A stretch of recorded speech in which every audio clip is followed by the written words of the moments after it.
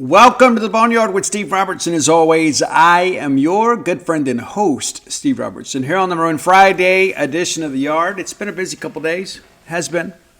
We had the birthday on Wednesday, and then, let me think here for a second. We had dinner Tuesday night, and then the birthday was Wednesday, and we went to the movies, went and saw Horizon, the first of the first 3-hour installment of a 12-hour epic. Yeah, it's pretty good. Takes a little while for the story to kind of get going, but it's interesting. It is. And then we had the 4th yesterday, which is a work day for us. Tried to lay back a little bit, and then today it's been a busy day, doing some book stuff and trying to get some things lined up for all that. And so now here we are. And now it's a weekend. But when you work every day, there really isn't a weekend. Really, the only difference is that I go 2 days between recording. That's really the only difference. When you work every day is the same. It's true. The difference is that there's typically not a lot of news that breaks on weekends out of season. Typically. It's still a dead period for college football. Guys will be back, and we're going to talk some football recruiting today. We'll do some baseball recruiting, and had some good developments last couple days, as you guys are well aware of. If you're members over at Gene's page, remind you that you can get your first month for just $1. $1, yeah. And that's 30 days from the day you subscribe, not the first day of the promotion. So 30 days for $1. And that'll probably get you right into fall football camp. We say fall football camp. It's just preseason camp because it's not fall until sometime in September. But, we'll be in preseason camp. Looking forward to that. We'll also have the big recruiting event. We'll have a little cookout. I don't know if we're going to be able to attend or not. I would lean towards no. It's not a camp, And so typically the way that thing works is like if they're a guest of the university, we can interview them after they've been released. Official visits are a little bit different, but you get them when their visit is over. But it's a little different. So I don't know if we'll be able to have in-person coverage of that. We'll get some clarity between now and then. But they'll have the big cookout, bring a lot of guys to campus, priority targets in the 2025 class and the 2026 class. And we'll do our best to provide you with the latest and greatest on all of those folks, too, for sure. But, thanks so much for all of you that reached out to offer me the happy birthday moments. It's like a job on Facebook. It is. I'm not complaining. I'm not. Please don't misunderstand me. But, it's so funny. I do my best. I read every one of those. Every one of them, and a lot of them are the same, because Facebook makes it so easy for you to just pull up and it just kind of auto-populates some options for you. But some people write some personal notes, including my father-in-law who called me Timmy. He has a nephew named Timmy.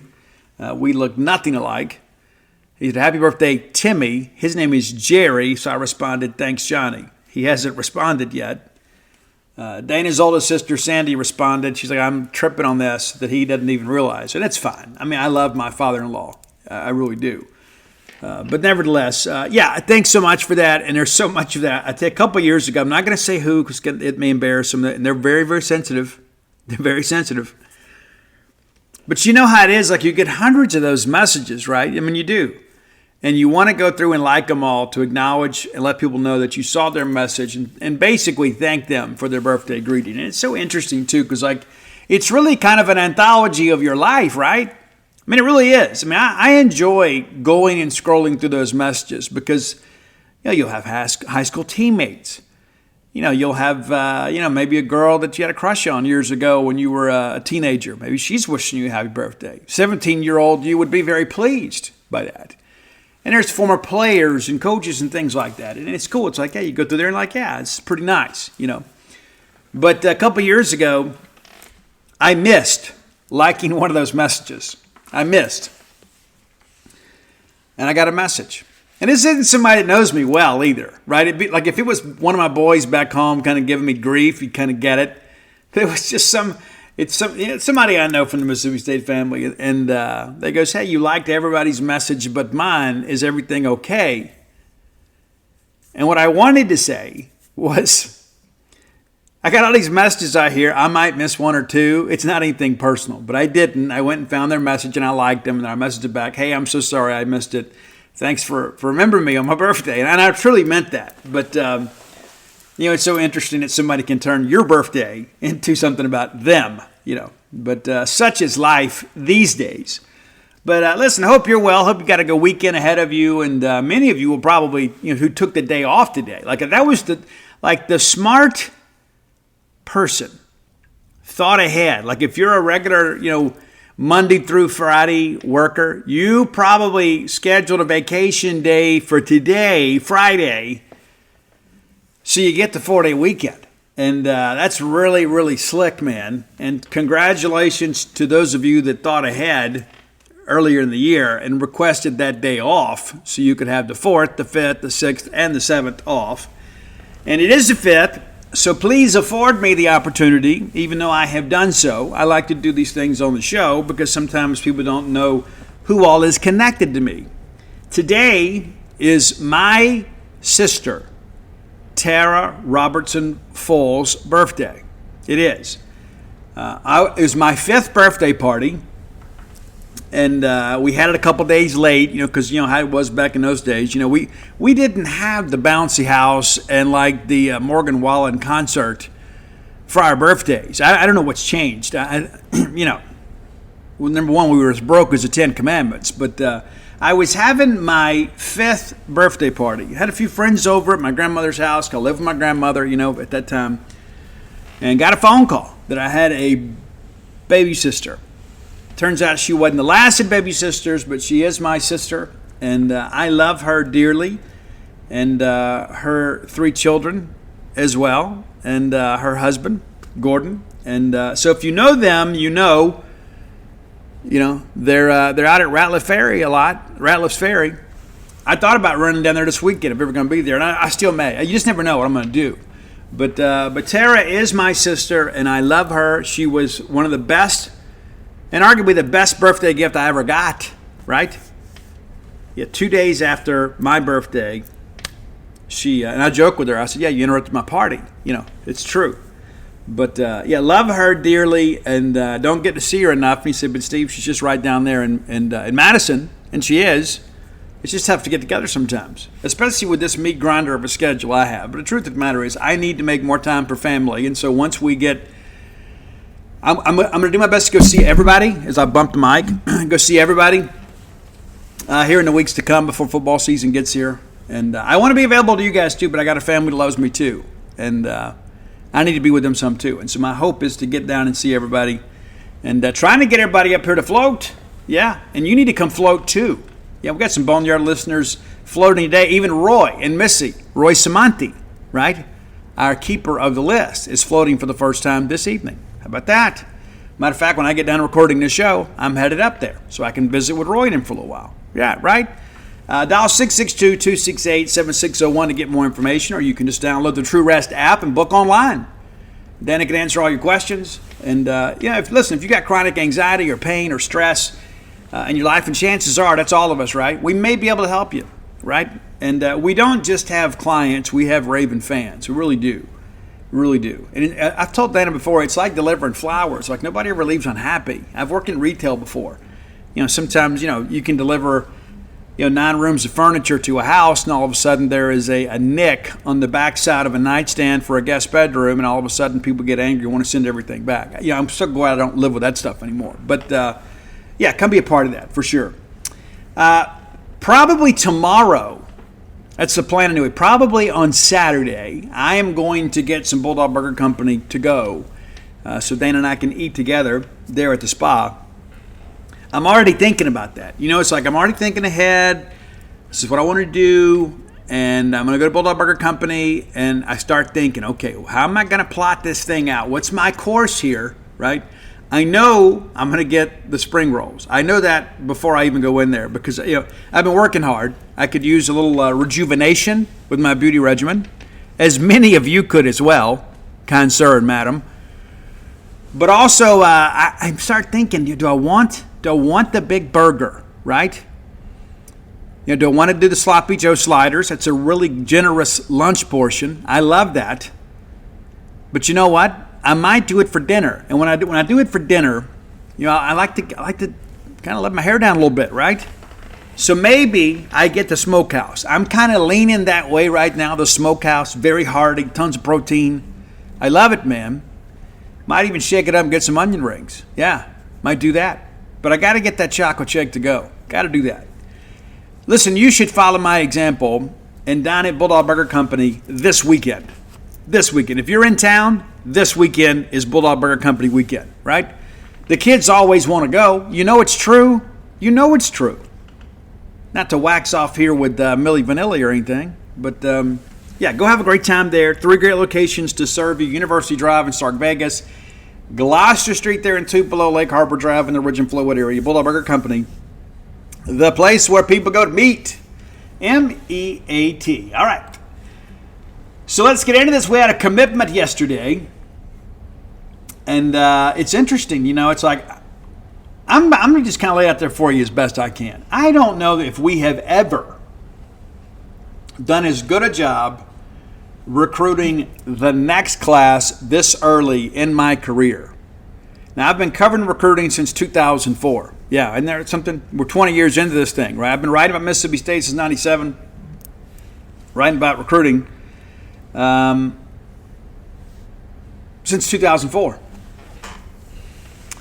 Yeah, that's true. And so I feel like that I speak as an authority here, right?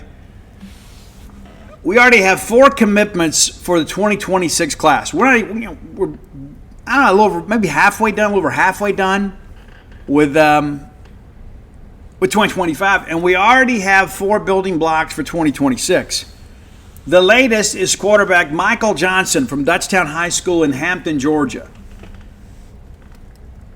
He's around 6 foot, got a lot of hair. I'm a fan of that. Guy runs a sub 4.4 40. And can sling it. You talk about dual threat quarterbacks. This is the dude, right? Now, we're going to have to work hard to hang on to him. I'm going to just kind of say it for what it is. But I like the fact that Jeff Lebby and Matt Holchek have made such a great impression early with him. Pretty impressive, man. Truly is. And, yeah, it's pretty good stuff, man. I start working through all this, and you go watch the film, and, man, we've already got him rated. We're a little bit behind the industry average here, though, 247, so we'll see. He'll probably be a 4-star when it's all said and done. But currently at an 88 in the 247 composite, 86 with us. So we're a little bit behind. Of course, I don't know who evaluates State of Georgia, to be honest with you. I just send my stuff to the national guys, and it kind of filters down from there.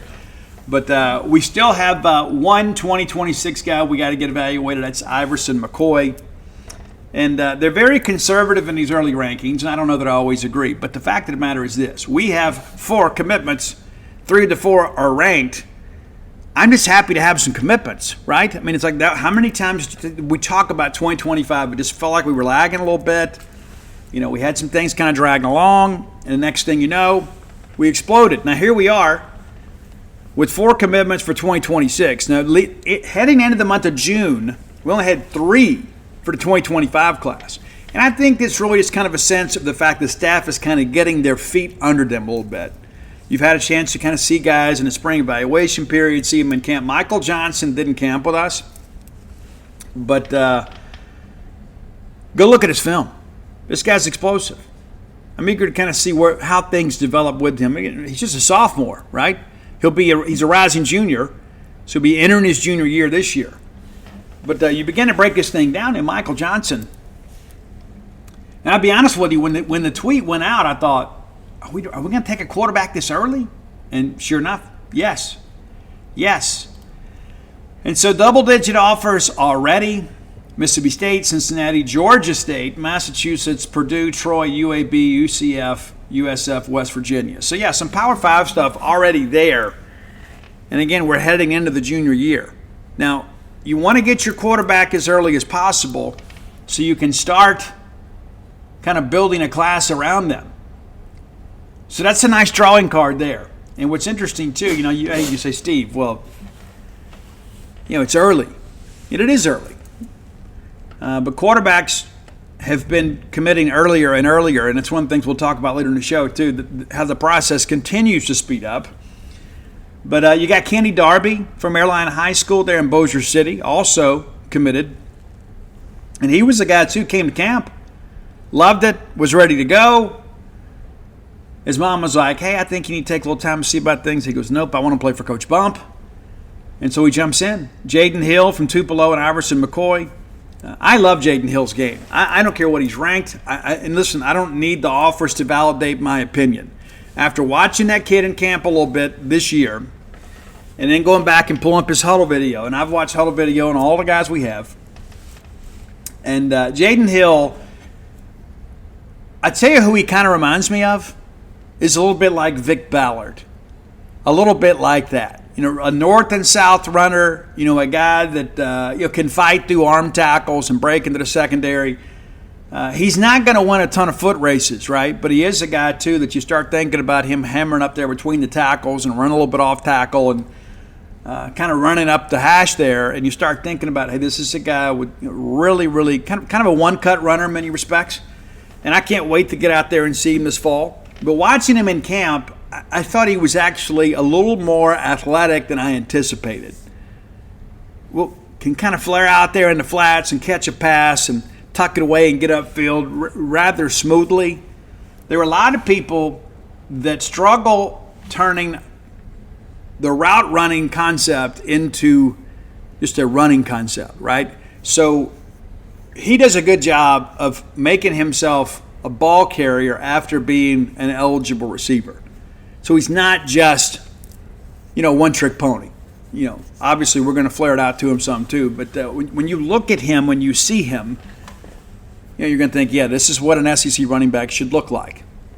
And you need some complementary guys too, right? I mean, we've got some guys that are fleet of foot, some guys that are pretty explosive, but you need a guy sometimes too. When it's 3rd and 2 and we're trying to salt the game away, you need a guy that can go out there and get you those 3-4 yards.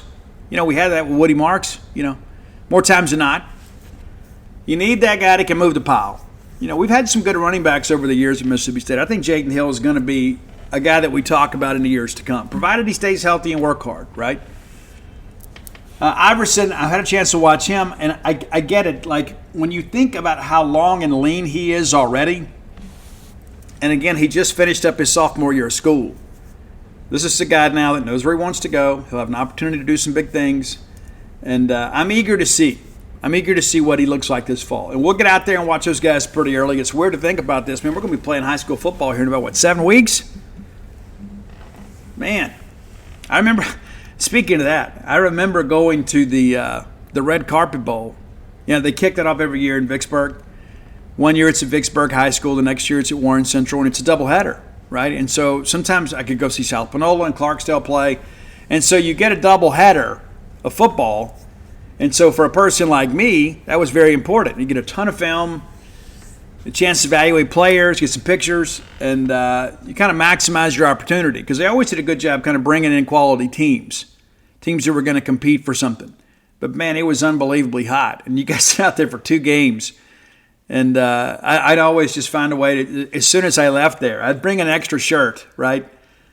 So as soon as you get in the car, you can change into a dry shirt and head to a local gas station and get a Gatorade. Yeah. But it's got to, listen, these Mississippi summers, man, they're not the best. They're not the best. It depends on what you like, I guess. But I see these posts on Facebook all the time. It said, hey, all of you people that said, hey, 102 is better than 32, get out here and shine. This is your moment. I feel that way too. And my whole philosophy about that is this: if it's cold, I can always put another layer of clothing on. I could put another blanket on the bed or another log on the fire. But when you're hot, you're just hot. Not that I'm against summertime. Love summertime. I love fall the most. But it's tough. We have these mandatory water breaks, and we should, right? We should. But, it's tough. But, we'll be out there in high school football really soon. Probably wait a week or two to go see Tupelo, kind of let them, kind of get into their midseason form. But, it's just an hour away. I could always go twice, right? But looking forward to kind of going out and seeing some guys. That was one of the things I kind of prided myself on last year was those kids over from Alabama. And went and saw them all. I like to get out and go. It's one thing. You got so much going on in life, but those out-of-state kids are so appreciative that we make the effort. But probably need to run down to Louisiana at some point, go see Frizzell Shepherd play. That's one thing about Baton Rouge, too. They show a lot of football fields, so they sometimes play on Thursdays. So we could maybe see Shep on Thursday and then swing over to New Iberia and see Diamond Jackson over at Westgate High School. That's the plan anyway. We'll have to look at the schedule and kind of see how things shake loose, and then I'll head up to Bartlett, Tennessee. I know at least one Friday night to watch Austin Howard and Jaron Johnson. I already kind of got that set up with the coach. I don't think we'll make it down to Florida, but I could always head down to Gulf Shores and go see our friend Mark Hudspeth, right? I could always do that, But yeah, I like the fact that we got some guys kind of scattered out this year, and not too far away, but we can. It's reasonable for us to think. You start breaking this thing down, man. You got kids from all over. We talked about recruiting within the normal footprint, and we have got 5 guys from Mississippi for this class, 3 from Alabama, 2 from Florida, 2 from Georgia, 2 from Louisiana, 2 in Tennessee, 1 in California. So pretty cool stuff, right? And we'll use our network resources to try to get updated video and film of everybody and pictures. But I like to do it in person. And so we'll sit down and schedule it out here and kind of see who's playing who. The good thing is I can go see Camario Taylor pretty much whenever I want to, but I want to get down and see those guys in Louisiana and Alabama for sure. And Today's episode brought to you by Zippix Nicotine Toothpicks. Zippix brings you a totally satisfying, convenient, and great tasting way to curb your nicotine cravings. Now you can get your nicotine fix anytime, anywhere without having to rely on smoking or vaping. How cool is that? Zippix toothpicks give you an easier, better, and more discreet way to get your fix. They're available in 6 great, long-lasting flavors and have options in both 2 milligram and 3 milligrams of nicotine. Zippix are perfect for flights, sporting events, restaurants, and literally everywhere else that smoking and vaping are banned. They're also one of the most cost-effective nicotine products on the market. Zippix also offers caffeine and B12 infused toothpicks. If you're not a nicotine user, or if you're trying to get away from the nicotine habit, wouldn't that be a good thing? Zippix have already helped tens of thousands of customers get their nicotine fix without needing to inhale smoke or vape bowls. Make your lungs happy and try Zippix nicotine infused toothpicks. Ditch the cigarettes, ditch the vape. Get some nicotine-infused toothpicks at zippixtoothpicks.com today. Get 10% off your first order by using my code BONEYARD at checkout. Your lungs will be glad you did. You must be 21 or older to order. Warning, nicotine is an addictive chemical. Zip more, smoke less with Zippix nicotine toothpicks. Hey, Bulldog fans, we love dogs. And not just Bulldogs, we love our own dogs. But why are so many dogs suffering with health issues these days? Actress Katherine Heigl, who's helped save over 16,000 dogs through her own foundation, says she's seeing more issues with joints and odors and health than ever before. And after doing some research, there's one place we can all look to support our dogs' health. It's their food. She decided to create something that she could actually feel good about and about feeding her dogs. It's called Superfood Complete. Superfood Complete is made with over 30 of the healthiest ingredients in the world, including several superfoods vital to your dog's health. Badlands Ranch also supports the Jason Debus Heigl Foundation, which has helped rescue thousands of dogs and place them in loving homes. How cool is that? I have fed my dogs this. They absolutely love it. And I kind of use it as a food supplement with their regular food. They prefer this to their regular food. True story.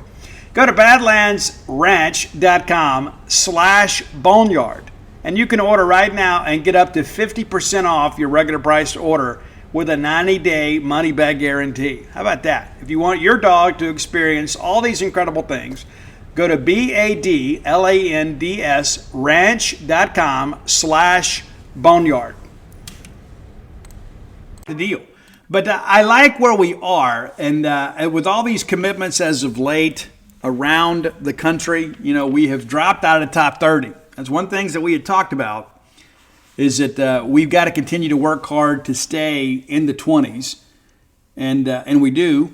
We absolutely do. And one of the things that I mentioned to you guys too that you've got to, there's always going to be some ebb and flow with the composite as other networks rank players. And I kind of watch that too. And one of the reasons that I do is to kind of save myself a little bit of research later. About once a week I go check and see, kind of how the rankings look. And I have not looked in the last couple of days, but I did post this over on the genespage.com forum. A lot of people don't understand how the composite really works. And so anytime that somebody brings it up, I do my best to kind of explain how these things work out. But so the composite basically is a composite based on all four of the major networks that rank recruits. And so it's not just 247. Now, one of the criticisms, I guess, that I have shared of 247, I said, hey, if we're going to put our name on it, then we got to understand that other people can make rankings that negatively impact the composite, and people don't ever know who that is. Like last year, Michael Van Buren commits to Mississippi State, and then immediately on another network drops considerably. That's happened to a few players. And 247 gets blamed for it, and that's not to say that they're perfect. I argue with these guys all the time. But the thing about it is they got to beat me in the argument. And so I'm very detailed in what I do. And about 2 years ago, and then again last year, I sent an email kind of detailing everything out, about what I saw and how I saw it. And of course, I was a little more prepared for the discussion, right? And it made its way around, not just to the 247 sports hierarchy, but it made it all the way to CBS. And people got involved and got back with me and say, hey, what do you give me your thoughts on this? What can we do to kind of work together here? And I'll tell you, the guys have been great. That's not to say that I've agreed with everything. When Jaden Hill got his initial ranking, I probably hurt some feelings. But all that I understood, I think we have probably, at 247, probably have a better communicative process between our site and the evaluators than we have ever had. And that's on them. That's got nothing to do with us, because we've always kind of chirped. But I think they've made some progress in that respect. And I respect them for that. But this thing that I brought up the other day, because the composite's going to change as other people begin to evaluate. Now, with 3 of the 4 networks pretty much and have all the guys rated, you're not going to see a big dip, I think, in the composite. But it's important to note. So 247 has all 17 of our commitments for the 2025 class rated, and 3 of our 4 for 2026. And I'll be on the one we're missing soon. We have 4 4-stars according to 247 Sports. Firzel Shepard, Kamario Taylor, Mario Nash, and Tashawn Willis. Rivals still has Jack Richardson, the punter, on our commitment list. And I don't know why that's difficult to fix, but and they haven't rated LaKendrick James. They have rated everybody else, though, so I give them credit for that. They have 3 4-stars for us. That's Kamario Taylor, Jaron, and then Mario Nash. ESPN, and a lot of people have said, well, ESPN needs to be removed from the composite. I have made that argument before myself, because they just don't get the Mississippi to see kids. And they don't have a presence here, right? They just don't. And for that matter, really, Rivals doesn't either. But ESPN, they get so much credit because they're the, quote, worldwide leader. And they historically have not done a good job on recruiting, despite what they'll say, hey, our rankings are the best because we told you they're the best. But to give them some credit, they've only not rated 2 of our players, LaKendrick James and Cavante Henry. And both of those guys are from the junior college ranks. So what I can assume here is whoever the prep evaluator is has gotten right on this, and the JUCO rankings hadn't been done yet. That's just me making an assumption. And again, Jack Richardson remains on their commitment list. But they have us with 4 4-stars. Again, Firzel Shepard, Mario Nash, Kamario Taylor, and Tashawn Willis. So they give us 4 there. On 3, and this is where we got the most work to do, they haven't rated Christopher Johnson, Sekou Smith, Davion Jackson, Darian Horsley, LaQuavian Jackson, LaKendrick James, and Cavante Henry. So that's 7 guys that are not ranked. They have us with 1 4-star, and that's Kamario Taylor. And how Mario Nash hit in the 4-star, I don't get it. He is with everybody else. It is with everybody, every other network, but he's not there. And so once those players get ranked and evaluated, and they will, okay, they've just been a little bit late doing it, but they'll get it done, you're going to see some changes in the composite. And maybe we get favorable rankings, and it'll bump us up a little bit. But chances are, when it's all said and done, it's going to be a little bit higher here, a little bit lower there. We'll have a pretty good consensus of what these guys look like. And so I just share that to kind of get ahead of the conversation, because that's what happens. All of a sudden, I'll just be working on something and be happy, and all of a sudden my phone starts blowing up, and it's like, hey, 247 took our 4-star away. And then I go back and look, and it had nothing to do with us. It was like ESPN, put a kid in with an arbitrary rating or whatever that didn't have a lot of factual evidence behind it to support their ranking. And all of a sudden it pulls a 247 Sports composite down. It's got nothing to do with what 247 did, but because another network gave an unfavorable rating, it changes that. And that's one of the reasons you see the 247 commitment list now kind of defaulting to the 247 rankings. We need to promote our own rankings, not everybody else's. Trust your own evaluation. I'm a big proponent of that. So again, great job getting out of the gate for 2026, and I do think we're on the right kids. 2025. We've had a few changes here. We were expecting maybe an interesting week. Thought that Cortez Thomas is going to commit to us. We actually, I found out about it and I alerted David Johnson. So I'm not going to take credit for breaking the story. I wanted to assist my colleague and give him the chance in a very competitive environment to break the story himself. And so I went to the message board and said, hey, I don't think it's going to be us. I knew it wasn't going to be us, but I wasn't going to rob the young man of his moment. I could have gone and changed my crystal ball pick, but my ego is not invested in that. I do the best I can, but I'm not going to go steal a young man's moment by flipping my crystal ball pick at the last minute, even when I know better. I just go to the message board and tell my people, hey, it's not going to be us. Period. And so it sparked some interesting discussion, and that's just kind of part of life. But I'm going to try to do things with integrity as best I can.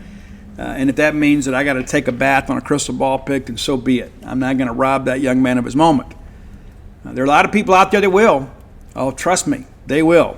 And I just believe you finally get that stuff back. A lot of people out there that'll tell you, hey, we're going to let a kid have his moment, and then immediately go put things out, Anyway, I could talk about that all day, but I'm not going to. But and then Kyle Johnson, corner out of Bunkie, has elected to wait and commit. And that's probably a good thing, too. We don't want a decommitment. It's part of the process. But he visited Mississippi State. It appeared he was kind of leaning our way. Some people even projected that he committed on his visit, and I can tell you that's not correct. He was going to visit Houston no matter what happened at Mississippi State, and he comes home. Now he's kind of figuring some things out. I think it's a good thing. I'm not saying he ultimately picks Mississippi State, but I think it's a good thing because Houston was a huge leader heading into the visit at Mississippi State. And so now he's kind of confused. Confusion is a great thing when you are the team that's trying to catch up, right? You say, but Steve, it's Houston. Well, we just kind of got involved with him, Houston's been on him for a long time, and so now all of a sudden, I think maybe an early decision doesn't favor us, to be honest with you. And then we'll see what Jalen Morgan's going to do on Monday. I think it's going to be Georgia, but I'm not going to rule out Mississippi State here. I'm going to work the phones this weekend a little bit, see if we can find some information. But that looks to be Georgia or Florida, but again, I'm kind of leaning Georgia right now. So we entered a week that maybe we think, hey, within week 10 days, we could have 3 more commitments. And now you look at it, there's a possibility we don't have any new commitments. And it's part of the deal, man. A lot of people, it's never all going to roll downhill for us. Sometimes you got to stop, you got to reevaluate and pivot. It's just how life works. But really, again, really good start to 25, and I think a great start to 2026. All right, time for today's top 10 list. As always, brought to you by closewithblair.com. That's CLOSE with Blair, BLAIR.com. Blair is my friend, your friend, our collective friend in the mortgage industry. There's so many things in life you can do to kind of mess life up. I mean, honestly, there are a lot of decisions, adult decisions that you can make that can kind of change the course of things. Getting into a bad mortgage is one of them.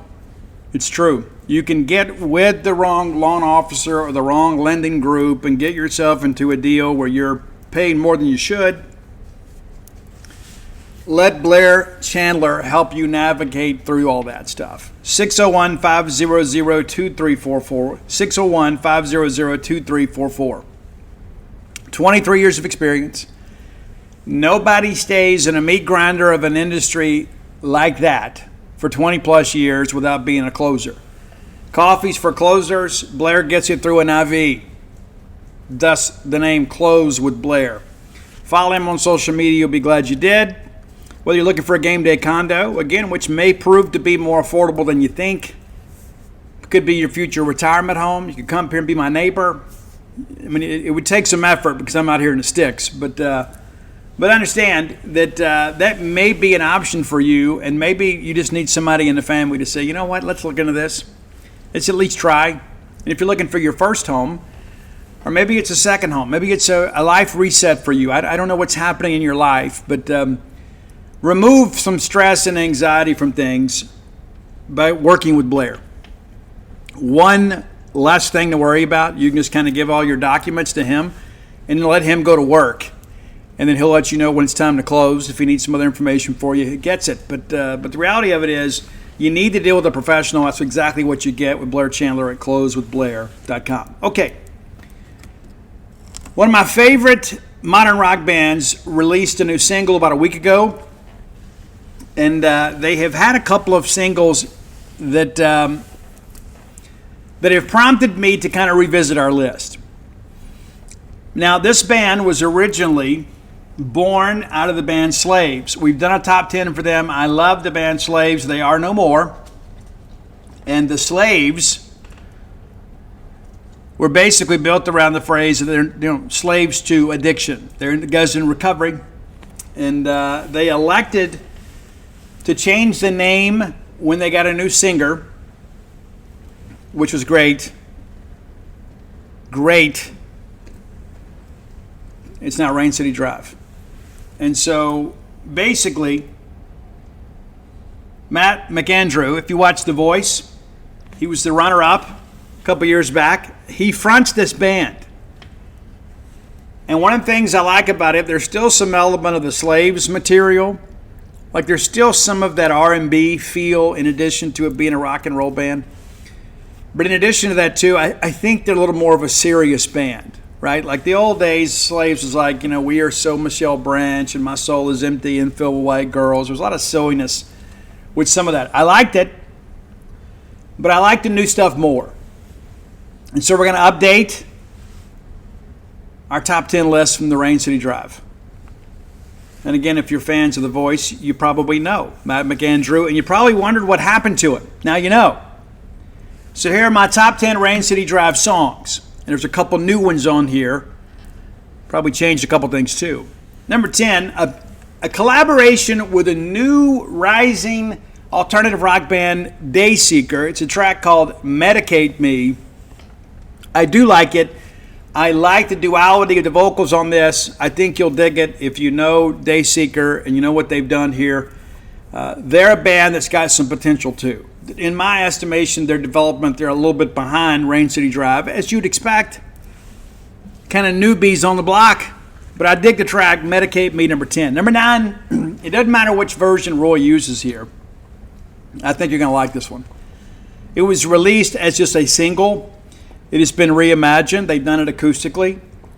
They've done the straight-ahead rock and roll version. Great track called Frozen. It's about being in that relationship. But, things just kind of, not exactly sure where we're going here. Just kind of stuck in place. Great track. Number 8, if you like love songs, and I do, and I like sad love songs, but this is not one of them. This is an amazing love song. So even if you don't like the rest of this catalog, I think everybody will dig this one. Whether you're a country fan, an R&B fan, a rock fan, top 40 fan, it doesn't make any difference. I think this song, if you're a person that's in love, you'll love this song. It's Footprints. Amazing song. The vocal on it is just so incredible. It's so incredibly well performed. The composition of the song is just incredible. And I think you'll dig it. It's number 8 for me. It is a deeper cut off the Better Days album.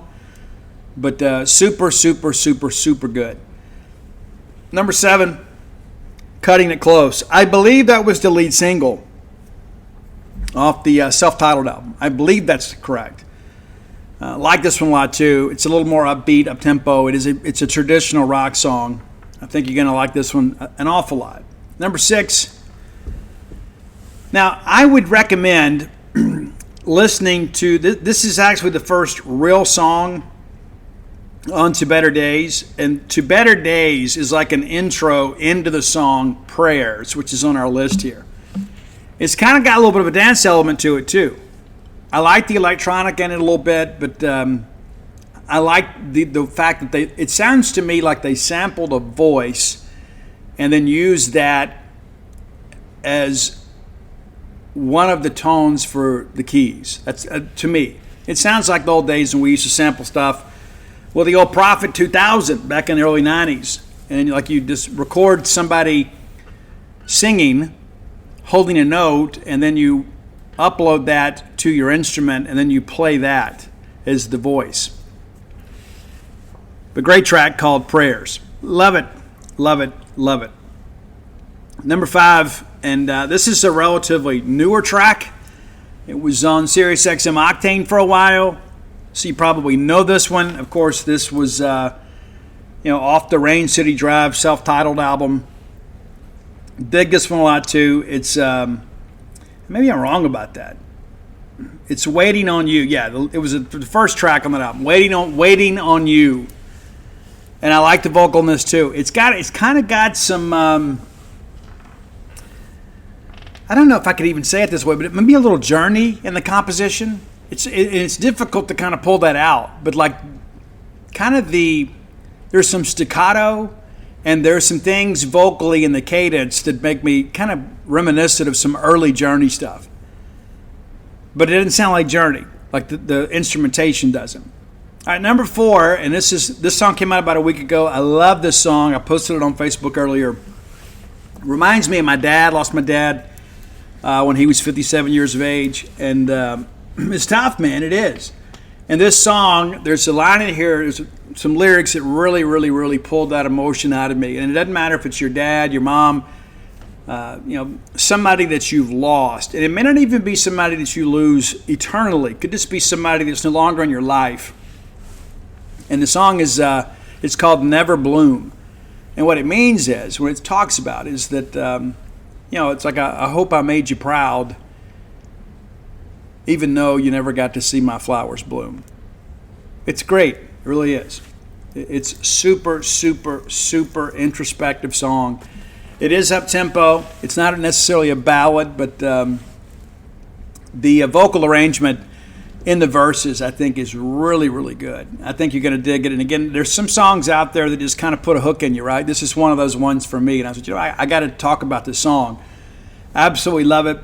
And there's a lot of things in there you can kind of get the sense. I don't know who wrote the song, but you can tell that somebody experienced a very important loss in their life, and they have now gone on to some level of acclaim, and they're wishing that person was alive or involved or around to enjoy that success. And so many of us probably feel that way, whether it be a grandparent or a parent or whoever. There's always somebody around that you know how it is. Mississippi State wins a big ball game and you grab the phone to call them and all of a sudden you realize you can't. That's tough. Or your kids do something, or something great happens in your life. You get a good grade, you get a raise, you get a promotion. And there's some people in your lives you wish you could communicate with. And as sad as it is never to have a chance to speak to, a parent or a relative that's going on, one of the most tough things in life to deal with is when somebody's still living. It's like instinctively you think, I know who would enjoy this. It's so-and-so. And then for one reason or another, they're not in your life anymore. It's tough. It really is. So I can see both apply. Number 3, the first single with the new singer, the very first time I heard it, I'm like, who are these guys? Right? And at the time, they were still operating under the Slaves moniker. Ended up changing the name, and you probably should, right? Because that's some business stuff too with their old singer that kind of maybe tarnished the name a little bit. But a great track called Heavier. And again, it's about me, right? It's about thinking about life being a little more difficult. You kind of bring in some of your own problems into your own life, and it's a great track. Number 2, and I actually have some lyrics from this song tattooed on my chest. True story. And kind of became Dana and I's anthem in those final few months when she was finishing up out in New Mexico. And it's a great track called Blood Runs Cold. And I absolutely love this track. And every time I put it on, of course, she's the one that brought it up. And so it's so interesting. There have been 2 tracks in my lifetime that my wife has said, hey, this song reminds me of us. The first one was Papa Roach's Gravity with Maria Brink from In This Moment. And the next day I went out and got Gravity tattooed on my wrist. And as I've shared with you guys before, she has it on her ankle. So if you link them up, it's like I'm holding her down. It's one of the things that she mentioned one night. We were shooting pool at Hobie's. She goes, babe, you're like my gravity. When I get ready to float away, you keep me grounded. Very next day I go out and get it. She has the exact same tattoo on her ankle. And so you kind of get it. So if you ever see me and you see that gravity tattoo, now you know what it's about. But Blood Runs Cold was the second one. She goes, every time I hear this, I think of us. And I was like, are you sure? Yeah. And so I went to surprise her, got it done. She was in New Mexico. I was in Starkville. And she actually called me and said, hey, are you shaving? I was like, no, I'm not shaving. So I FaceTimed to let her see. And immediately her face lit up. And she goes, I know what that is. So even when our blood runs cold, number 1, though, and this is one of those songs I think is probably one of the most important songs in the catalog. And some of it is based on, the philosophies of recovery.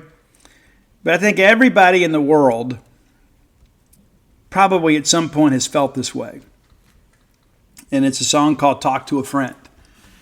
And the chorus is, I wouldn't talk to a friend the way I talk to myself. The voice in my head really needs some help. And a lot of it is just about self-language.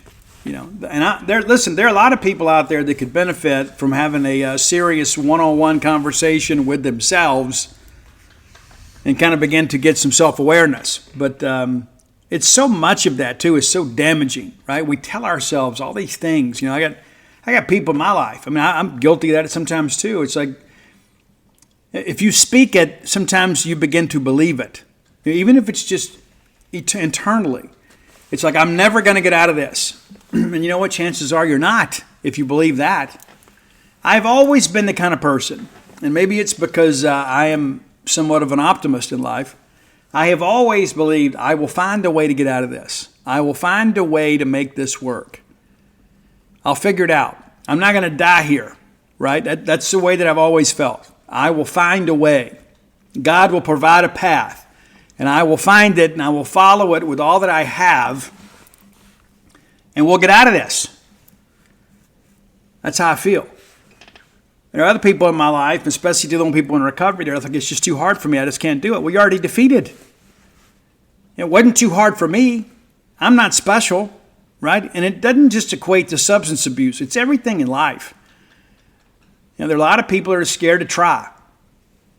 I don't want you to be one of those people, And, listen, the new book, The Dude's going to be nominated for some awards, man. And you know what? I'm going to try to speak that stuff into existence. You know what I mean? It's like, you know what? Hey, I think this book is deserving. I don't know if we win, but if we get nominated for that stuff, I'm going to be very, very grateful. Because I believe in the work. I believe in myself. I believe in the research and the time and effort that I put into this thing. And I think it's great. I think it's the best thing I've ever written. So I'm not going to sit around here and just kind of hope that it does well. It's already doing well, even in pre-orders. But I began to think about the historical nature of this book and the unique nature of this book and the fact that there has never been a book written about Dudy Noble. And I think it's going to be very significant for people. As I've said with you guys before, I think this is the legacy book. I may write some other ones that I feel just as much pride in. But I think this is different than all the rest because, number one, I've become a better researcher. But also, two, I've had to kind of recreate some things that we haven't talked about in over 100 years. We had to deal with some very difficult topics. We had talked about World War I, the Great Depression, World War II, the Civil Rights Movement, and Mississippi State's place within that. And so I've written some things that are going to make some people uncomfortable, but it's also going to make a lot of people proud. And so I share all of that with you in hopes of being some sort of inspiration.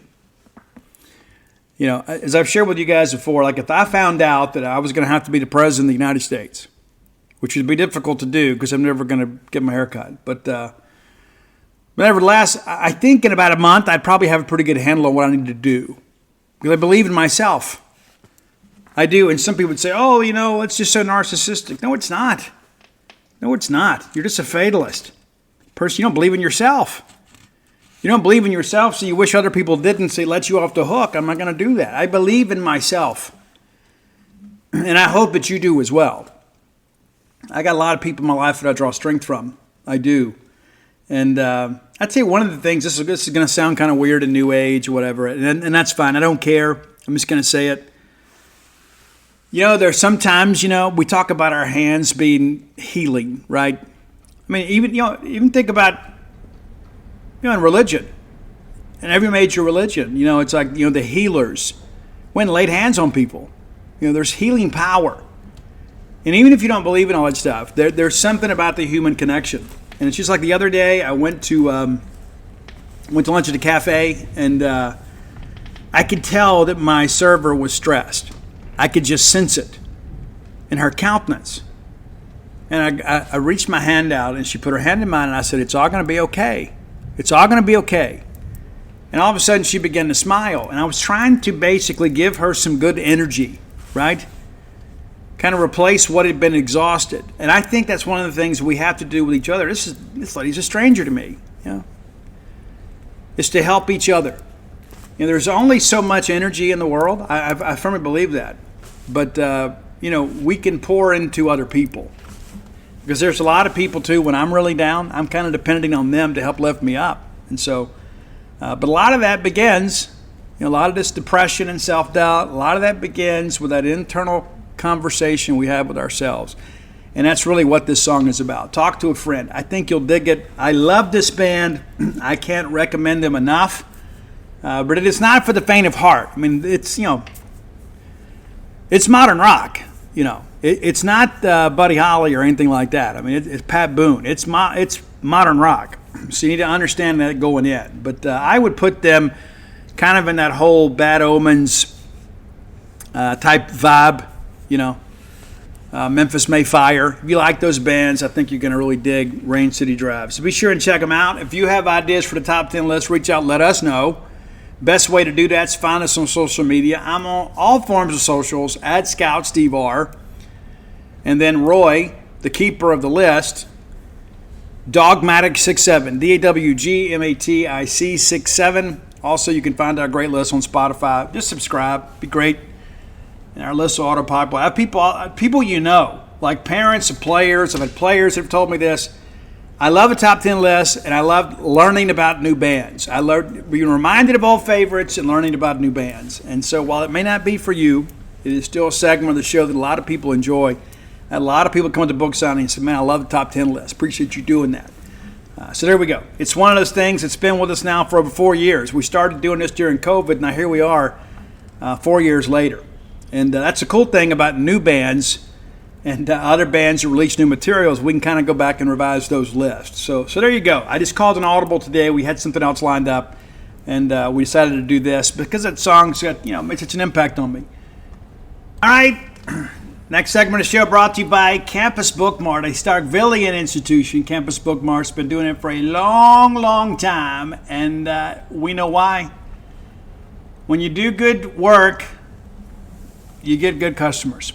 You get people that are with you for a long time. You get people that are appreciative of what you do, appreciative of what you present, appreciate the service that you provide, if I can get it out.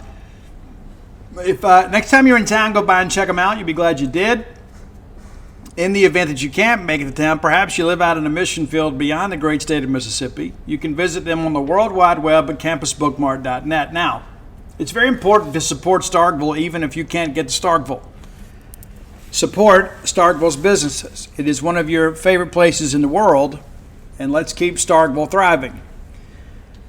Mississippi State merchandise, the best selection, can be found at Campus Bookmart. Miss Kathy Brown does an amazing job keeping that place outfitted with knickknacks and items that you need for your home, whether it be your wardrobe, your vehicle, your RV, your fan cave, whatever. You can find it there. Save the guesswork. Don't go to Amazon. Again, support a Starkville business at campusbookmart.net. And by being a loyal Boneyard listener, we'll give you a phrase that pays. That is BSR, which stands for Beautiful Steve Robertson. That gets you free shipping on all orders over $75. Any order less than 75 bones, absolutely incomplete. Okay.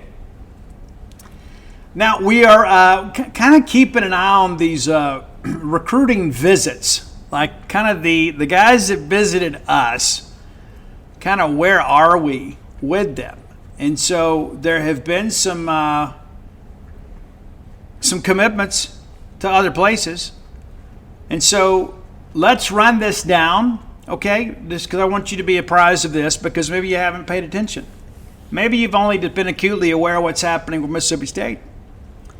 So we had 31 visitors during the month of June. We'll start with the first group. As you guys know, Antavius Richardson was committed to Georgia State. Wanted to flip to Mississippi State. He's a guy that's still under evaluation, but he had the opportunity to go to USF. He jumped on that. A guy that we'll continue to monitor. Darian Horsley, of course, commits to Mississippi State. We covered Kyle Johnson a little bit earlier. He is still undeclared. Xavion Hardy is a young man out of East Mississippi Community College. Still think State's got a good shot with him. He is going to plan to take a late group of visits and then decide sometime close to signing day. So kind of gear up for the long haul here. After he visited us, he visited South Carolina. He remains undeclared. And then we got a run of commitments here. LaKendrick James, linebacker from Colin, out of Northside High School. We've been expecting him basically for 3 years. LaQuavian Jackson, Josiah Clemens, Colin Wilson, Christopher Johnson, Sekou Smith Jr., Cavante Henry, who has recently visited Oregon State. That's something to continue to watch. Steve Miller, the jet airliner. Micah Jones, of course, tight end from Madison Central. I really like his game. And he committed to Florida. Not a big surprise there. I don't know that anybody in the last month that kind of forecasted him to be a Bulldog had a chance to catch up with him when he and his team were here for the 7-on-7 a few weeks back. And we discussed Jalen Morgan earlier. I'm going to announce his decision on Monday. Could be Mississippi State, more than likely going to be Georgia. We'll see. Not ready to call it. Ladarian Clarity, that's a guy, too, that we're still on. And, of course, connected to Martin Emerson, remains undeclared. Beginning of this process, people told me it's going to be tough to get him out of the state of Florida. I felt that Florida or Florida State would take him. Florida State brings him in on an OV. I think they're just kind of figuring this thing out right now. And so that's another option for you. Now, we brought Jermod Odoms, offensive lineman from Lamar High School there in Houston, Texas, in for a midweek visit. He jumped on SMU here recently and committed to them. He is a 6'6", 275-pound offensive tackle. I don't believe that he was asked to commit when he took his visit to Mississippi State. You said, but Steve, but why not? Well, it's because we're still chasing some other guys. I think he is a guy, I hate to call him a plan B guy, but I think there's some guys ahead of him on the board. Mason Dunn out of Tupelo has been committed to Ole Miss for some time, and this was a legitimate win for them. State very much pursued him.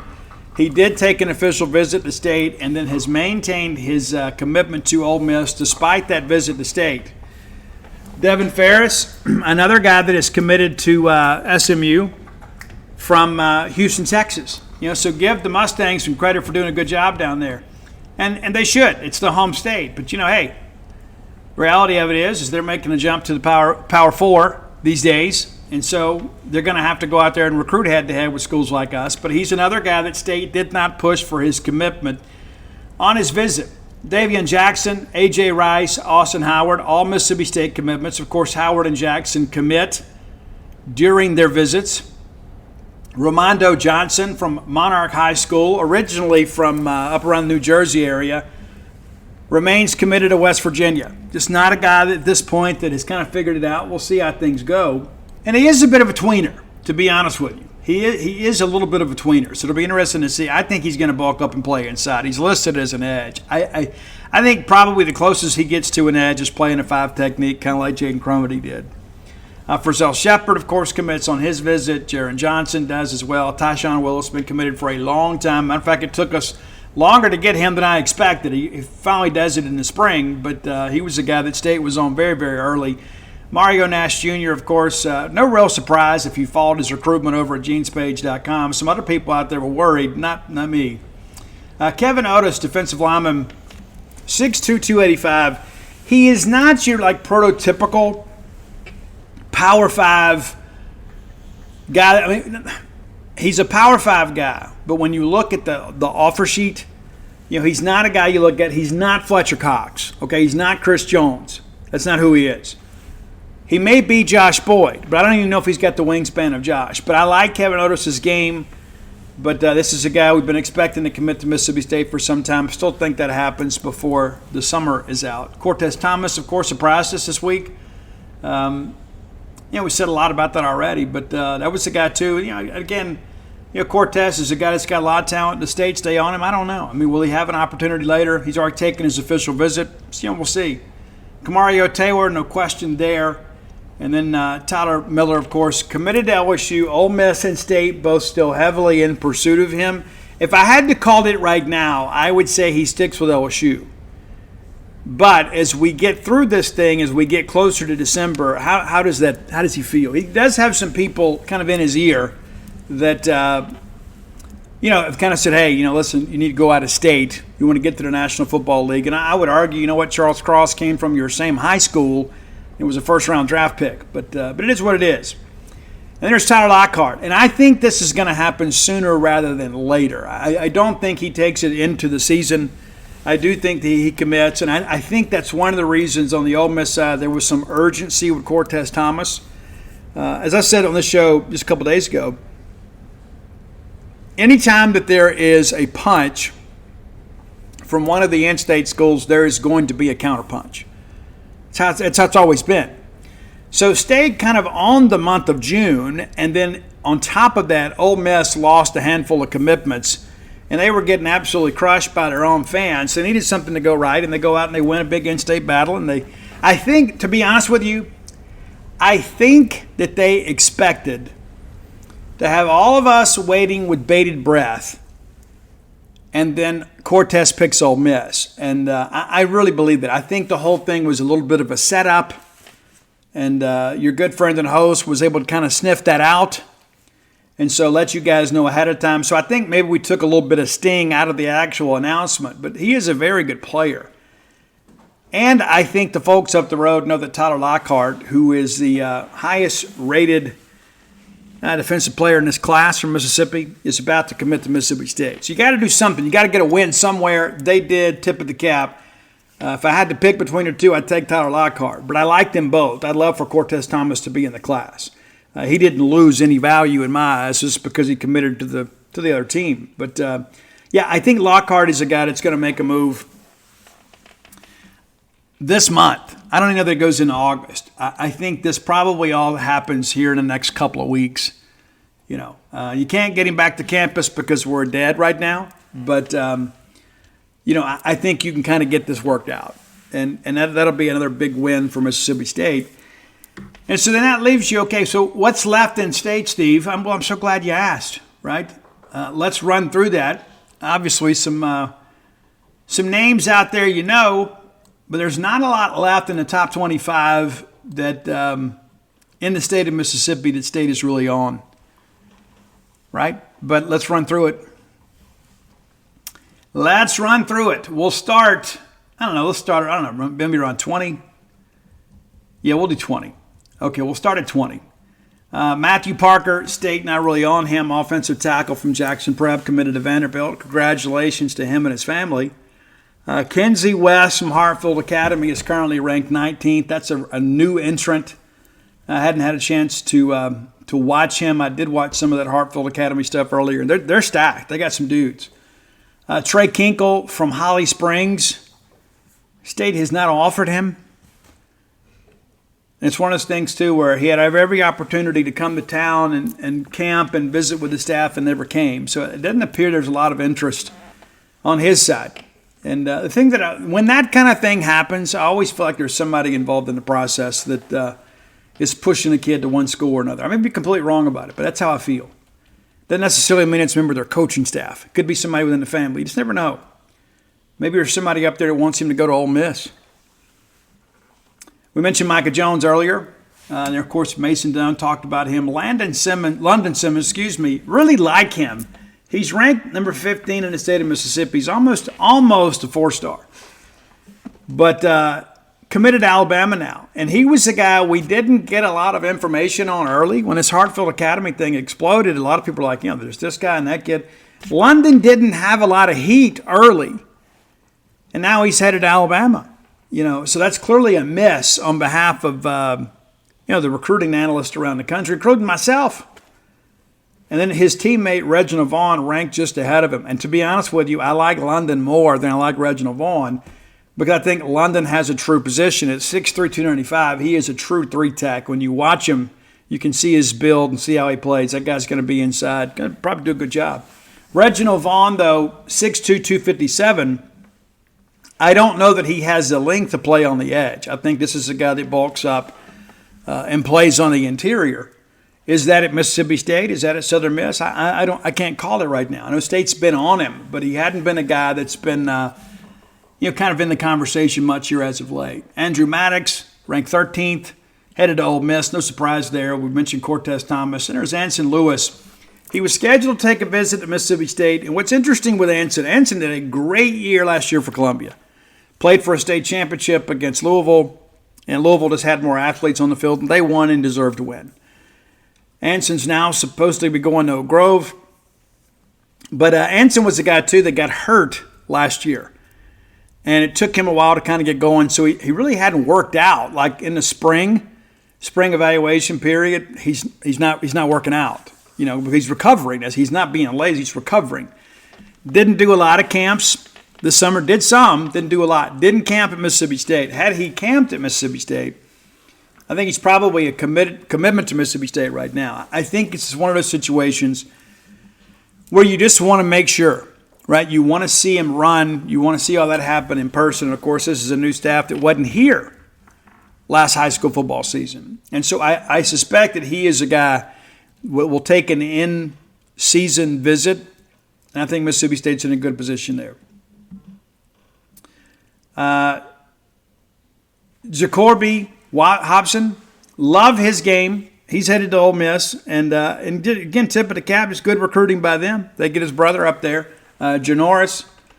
I'm told it's a walk-on situation, but either way, how many times have you seen that happen? Makes it easier on the family. We talk about the T.J. Lockhart and the Tyler Lockhart connection. Same thing here. So good job by Ole Miss. And I think Jacoby's a guy that's got a good career. Really do. We discussed Kevin Otis, Mario Nash, Tyshawn Willis, Tyler Miller, Camario, then Tyler Lockhart. And at number 3 is Deuce Knight. He's committed to Notre Dame. Had a chance to see him in camp a couple years ago. Love his game.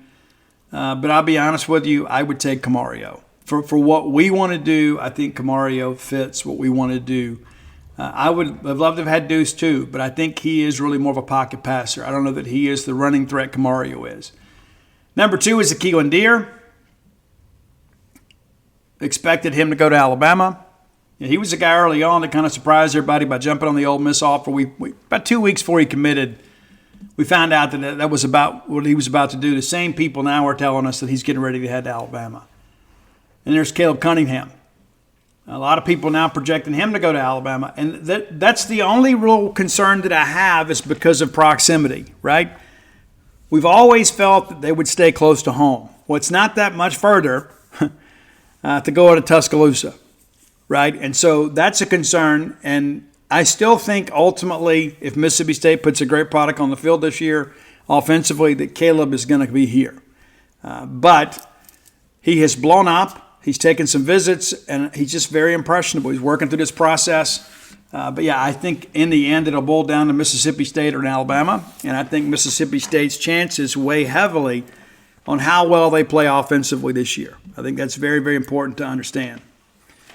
So we got to go out there and put a good product on the field. And by the same token, too, we don't know what Alabama's going to look like either, right? There's no Michael Penix on that roster.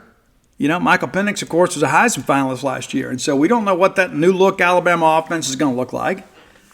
And so we've all got to prove it. And Nick Saban didn't run out of that tunnel. All due respect to Coach DeBoer, there's going to be some change. There is going to be some bumps in the road. Of course, a lot of people are pushing him to the number one recruiting class. But that's the case every year. Every single year. Oh, a record class. But then all of a sudden, Georgia's taking control of the SEC. Now, Georgia's right there with them in the recruiting rankings. But there are a lot of people with influence in our industry that are very pro-Alabama. And that's not a taking thing away from Alabama, right? They're recruiting at a very high level. But there are some people within our industry that always kind of give the tip of the cap to Alabama. And in years past, it's been, well, how could you ever push against Nick Saban? A guy that Nick Saban wants is probably, a great player. Not always the case. I remember when Callaway came out of Philadelphia and flipped over there, like, oh, well, we got to rank him. I was like, do not adjust his ranking.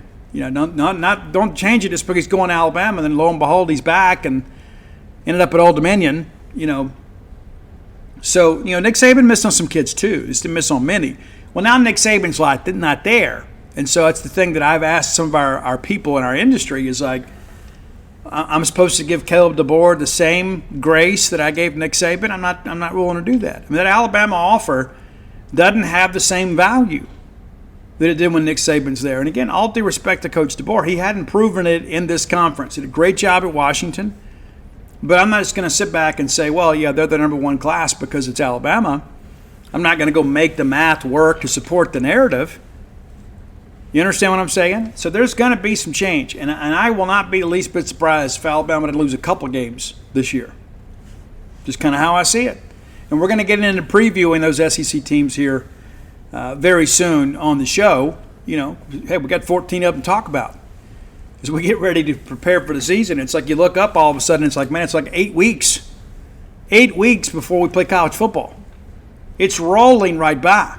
Absolutely is. All right, final segment of the show brought to you by the Stark Vegas Clubhouse. I encourage you, Google Stark Vegas Clubhouse. Just Google it. When you do, their Facebook page will auto-populate.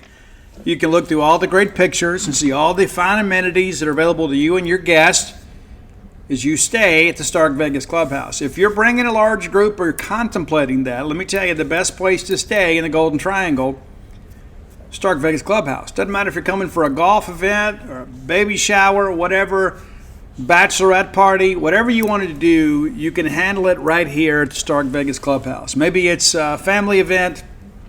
Maybe you want to get all your college roommates together and your families. Maybe it's a cousin's event.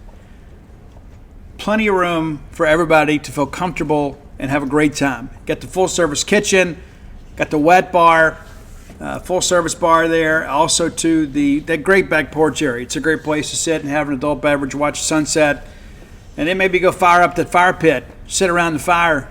Conversations around a fire are just more meaningful. I can't explain why that is. It just is. Tucked away just 5 minutes away from the Mississippi State campus. A lot of times when you come to town, it's a game day weekend. And you know how it is, as great as those are, they're not exactly the most restful. You're not relaxing. It's good to get away from home. But how cool would it be to come enjoy Starkville and go to all your favorite restaurants and your favorite shops and things not be quite so busy? This summer's a great time to do that. You could probably plan a midweek adventure. Get the girls together. Get the guys together. Just take some time off and just come up here and be together. Now, when you Google the Stark Vegas Clubhouse, some booking options are going to come up for you. You're going to have Airbnb. You got VRBO. You can decide how you want to handle that. But if you go to the Evolve website, I can save you 10%. That's right. Promo code BSR10, the number 10, BSR10, gets you 10% off your stay. And how great is that? Super cool, man. Absolutely is. So be sure and check in with the Stark Vegas Clubhouse as you plan your next trip to Starkville. And I would encourage you to do that this summer before school gets back. Maybe just get out, get the cousins together. Maybe the sisters can all get together and take turns cooking and get everybody in town and just enjoy being together before things get hectic when school starts. Again, the Stark Vegas Clubhouse. Best place to stay in the Golden Triangle. Now, if you hadn't done so, let me encourage you to go to DutyNobleBook.com, pre-order your copies of the Duty Noble biography. And we basically, once we get done this weekend, everything will be we'll do one final read and we're done, right? And then it goes to typesetting, then they'll look through all that stuff, and some big things are in store, so we hope to have this thing out for you guys late August, a couple months, late August, early September. Once we get the actual release date, we'll let you know. I had a lot of people reach out and say, hey, Steve, what's next? I'm like, well, I'm going to enjoy this first, right? And I got some people that have already reached out to me, sent some sample chapters to some people, and a lot of people say, Steve, this is a really, really meaningful book and could win some awards. And so that will be really fun too, right? So we'll see how things go, but a lot of people say, hey, what's next? What's next? You haven't even read this one, you're already wondering what's next. And that's the thing about life, right? Is we talk about it with recruiting. The only thing better than today's commitment is the next commitment, So again, I'm going to take some time to enjoy the fruits of my labor here, and then I don't know what next year holds. By the time we get through the holiday season, I'll probably need, a week or two off, but next summer, you never know. I may write another one and have it out in time for the holidays next year. You just don't know. You never know. I didn't see this book coming, to be honest with you. And so now here we are. So let's talk about baseball before we get out of here. So the dead period ends today, and it's really the last dead period before we have enrollment. Now, the overwhelming majority of your high school signees are here. Charlie Foster hasn't signed yet. He was a late commitment. Just couldn't get everything together in time to be here with the other guys. He'll be here late this month, early next month. Assuming he didn't get drafted, right? That's a real dude. But, he's a guy, too, that's not, not expected to get drafted high enough to go. And you'll have some guys that have top 10 draft potential that don't get drafted. And we'll have casual fans say, well, they're not any good if they're coming to school. No, it's just they wouldn't agree to terms, so they're coming to school. And you may have some guys drafted late. As I've explained, and then we'll do this as we get closer because we're about 9 days away now. But late in you don't get to skip your pick, right? Even if you don't have any money to sign anybody left in your bonus pool, if you've already allocated everything, you still have to make a pick. And that happened a couple years ago with Durangelo. He got picked by the Brewers, and they didn't have a huge bonus pool. And so it kind of made us feel really good. So even though he got drafted, we were very confident he was coming to school because even though he was a draft and follow guy, there wasn't going to be enough funds available. And so there's a lot of that. So there's basically no skip. You got to pick a guy, and more times than not, they'll pick a guy they know that's not going to come to school or sign. And that pretty much gets it over with, right? And so that's something to really watch, because all of a sudden you think we get through the first 10 rounds, you ought to feel good, and you should. But any high school player really drafted in the last 4 or 5 rounds, it's pretty much known that they're going to come to school. But those first 10 picks, you don't get compensated for them if you don't sign your guy. And so anybody that's drafted in the first 10 rounds is going to sign because they've already agreed to terms, which, Dave Marchand's a part of that concern too. We'll see what happens with David. But yeah, so you got, Connor Barth, because he is in California, is going to wait out the draft before they move all the way out here. And then if he gets drafted and gets the money he wants, he has an asking price. He's not expected to get that, but you never know. So I understand that, but by and large, yeah, the prep guys are here. And I will do my best to run down and kind of confirm everybody that we can. I'm not going to contact them while they're on campus because that's one of the reasons I worked so hard to get all those stories done in advance of enrollment, is because I don't have to go through media relations when they're a signee. When they're an enrollee, I have to go through media relations. And in media relations, Ann Chrysomonas is not going to make a true freshman available for a media interview when they haven't even played a game, haven't even attended a class yet. And so that's important to understand. That's why I hustle to get that done because of the fact those guys are going to be in school. And the JUCO guys and the portal guys will be here in August.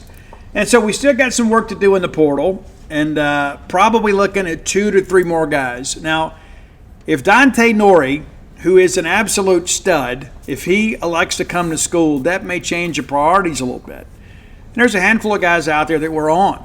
Some guys from SEC guys that we're on that could potentially fill that last bat. But you don't want to be in a situation where you take a guy and then you don't have a spot for him. And so Dante, to be honest with you, Dante has more long-term potential than many of the guys that we're chasing.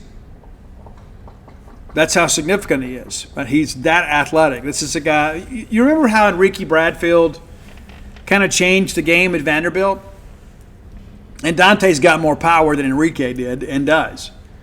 But anything hitting the gaps against Vanderbilt when Bradfield was playing center field was an out.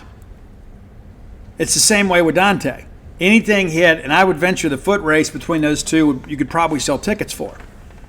And so we haven't had a rangy center fielder like that in a long time. Love Jake Mangum to death, but Jake doesn't have the same foot speed as Dante Nori. This guy could be the fastest guy to ever wear the Mississippi State uniform.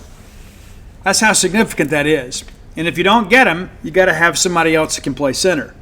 And there's a handful of guys in contention for that, right? And so that's the next step in this process, figuring out where we're going to be in the draft. And we navigated it well last year. This time last year, we were worried about Mekhi Grant. He ultimately did not sign, came on the summer school, never left, had a great time, and then got injured in the fall. Wasn't overused. He only threw a couple innings, and he's back, back in recovery now.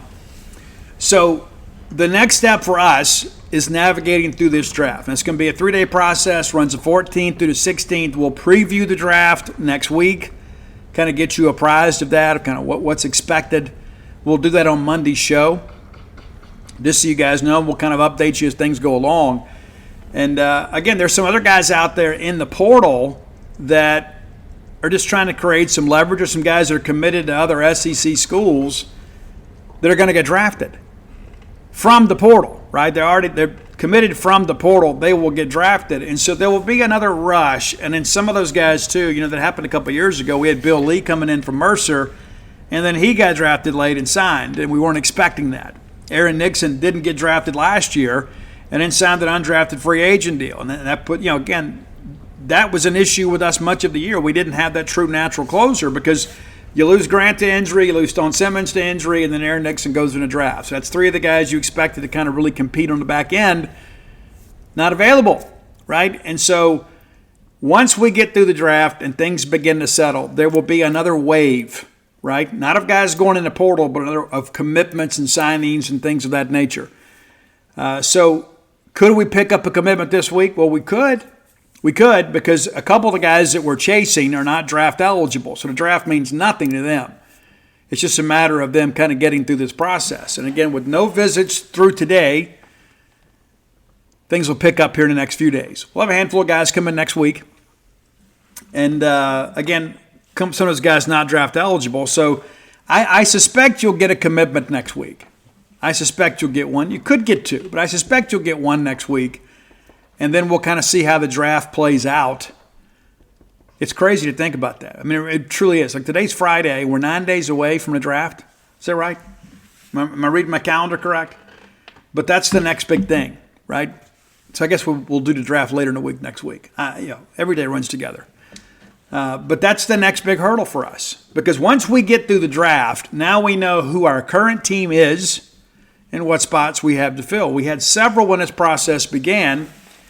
And now you got 6 commitments, right? Now you got 6 commitments. You were expected to take 7 or 8. Now it could be 8 or 9, kind of depending on who all wants to come. But I think you've got to continue to recruit and think about Dante Nori.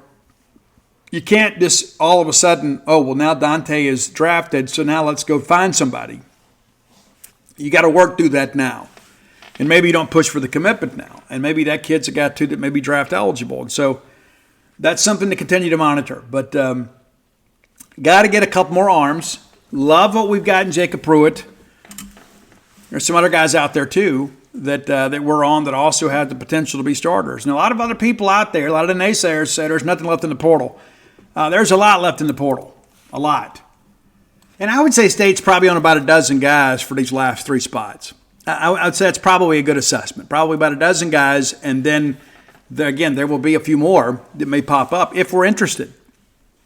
We'd like to have this thing handled, here in the next couple of weeks. Get through the draft, let's find out who our portal class is, get everybody set up to be here for August, and we're good to go. But it's been, I'm happy with the class so far. I would love to have had Zach Root, for sure. And there's always one or two bats out there you'd think, man, I would love to have had those guys. I think that a couple first basemen out there you'd love to have had. I like Stallman, I do, but a couple guys out there a little more experience, I guess you could say, for sure. But I like the pieces we have. We got to finish. And I said that a week ago, and then we pick up a couple big commitments. I just share that because of the fact that there is this vacuum. And when there is a lack of information, people tend to try to fill that vacuum with their own projections. They don't have any direct knowledge. It's people that need to talk. That they care, right? They do. They care, and they want Mississippi State to be successful. So it's like, well, I wish I knew what was going on, but let me just see if I can't figure some things out. And so next thing you know, all of a sudden we've got everybody in a tizzy because people think, well, this person must know something, when in fact they don't. It's a person that just follows it really closely, and they're doing the best they can to try to fill that vacuum. And that's why I think it's so important to, again, be patient with this process. I think everybody feels a whole lot better about where we stand today than we did last Friday. I would venture to say that's probably the case with just about everybody. Even the people out there that have been somewhat negative. And I love them too, because we all love the same thing. We all love Mississippi State. We want Mississippi State to win. And there are people that I have disagreements with, but I don't love them any less. And I know that a lot of that frustration comes from a good place. It says, Steve, I just want Mississippi State to be great. I want to win another national championship. I do too. I absolutely do too. And I do my best to kind of be funny with those people on the message boards and try not to take those things personally because, again, I think we all want the same things. We just don't always agree on how to get there. And it's like, hey, we'd love to be able to say we've got the number one portal class in the country, the number one recruiting class in the country, and Mississippi State's going to stack up national championships. We would love to be in that position. But that's not where we are. And the truth of the matter is we've never really been in that position, And this portal thing is still relatively new. It's evolving. We feel really good about what we have and about what we've kind of got out there on the line. You just got to get them in the boat now. And so I just, again, encourage you to be mindful of that. And Jacob Pruitt's a guy that has kind of made his name around on the message boards and social media for some time. And, again, this is a guy, too, that had multiple SEC offers, took multiple SEC visits, and ultimately it boiled down to Vanderbilt, Kentucky, and Mississippi State. Vanderbilt's 4 hours from home for him. And, of course, Kentucky's not that far from home either. So he went to the school that geographically was the farthest away because he felt that was the best opportunity for him, not just for this year but for long term. That's good recruiting. Sometimes you have to overcome geography. We talked about that on the last show. You got a lot of kids out there in the portal. When they transfer, they're going home. And this is a young man here that's actually going farther from Yorktown, Indiana. He's going farther away from home, and then he picks the school in his final three that is the farthest away from home to come play. Now, and I think our staff deserves credit for that. It would have been very easy for that young man to say, you know what, Vanderbilt's got multiple national championships. Coach Corbin does a great job here. It'd be easier for my family to get here, but no, I want to go to Mississippi State. Right? That would have been an easier call. It would have been. And so, again, I think that's Justin Parker and Chris Simonis doing a good job for your baseball program. And so that's kind of how things stand today. Really excited about Ace Reese. I've actually traded some messages with his mom and made sure they had the article, his first public comments. And we've been so blessed that all 7 of the summer commitments this year, their first public comments have been published by genespage.com. And all 7 of those guys, too, have been incredible. And, sent some messages to Ace's mom. And they cannot wait to get down here and be with all of you and be a part of this thing. They took the visit together as a family. They all had a great time. They knew when they left what they wanted to do, but had let the process play out. That's kind of where we are with some other people. We've had some great visits with some players, but they're going to work through this process. They're going to say, you know what, hey, I know that I got Mississippi State. I'm still talking to Mullis and Parker regularly, but I want to get all these things done. Now, for all of us that grew up cheering for Mississippi State, there would be no question to make, right? I mean, there's no question to be asked. It's like, hey, Mississippi State wants me. That's a done deal, right? Well, these people have opportunities that we didn't possess, right? And so they're going to work through it. But the thing that I always love is when these guys go out and they come here, and Mississippi State sets the bar so high. They come back and say, you know what, everywhere I went, nothing compared to Mississippi State. And again, that goes to the commitment that Larry Templeton, Scott Strickland, Greg Byrne, John Cohen have made to baseball over the years, and the people that came before them, and the commitment that you have made, financially to make that possible. And everybody goes out there and says, you know what, I went elsewhere and it just wasn't the same. It just wasn't the same. And so it's not like football portal recruiting. We talked about it. Football portal recruiting, if they leave campus, you're just about 90% of the time not going to get them. Jacoby Jackson's one of the rare exceptions. He said, I'm going to take all of my visits and I'll call you on Monday. That's exactly what he did. He picked Mississippi State. A lot of people thought when he left campus and didn't commit, it's done. Baseball is a much different dynamic. These guys don't make emotional decisions. They also have more time to work. When you leave your team and you got to think about getting into school in January and get an apartment and get ready for spring practice and off-season conditioning, you just don't have the time. So when you find the right place, you jump on it. Baseball is a little different. You go in the portal. Many of these guys weren't part of the NCAA tournament. They got eliminated in the regional round. We've already crowned the national champion. They've already taken visits. And they still have a couple of weeks to work before there's the urgency to enroll. So these decisions are a lot more methodical, and so fans need to continue to be patient. That's going to do it for today. I hope you guys have a great weekend. Hope you still got some energy left after celebrating my birthday in the 4th on back-to-back days. It's hot out there. Hydrate. Be careful. Look for snakes. I've seen more snake pictures on Facebook this last week than I've seen all year. Be careful out there. Digging around in your flower garden, things of that nature. Make sure you got something sharp handy or you got some quick reflexes. But again, let's start on the honeydew stuff and be ready to roll. Because, guys, we're playing football next month. We'll all be out here and sweat together. But until next time, let's all live our lives in a way we make more friends than enemies, and people can see a difference in the way we live.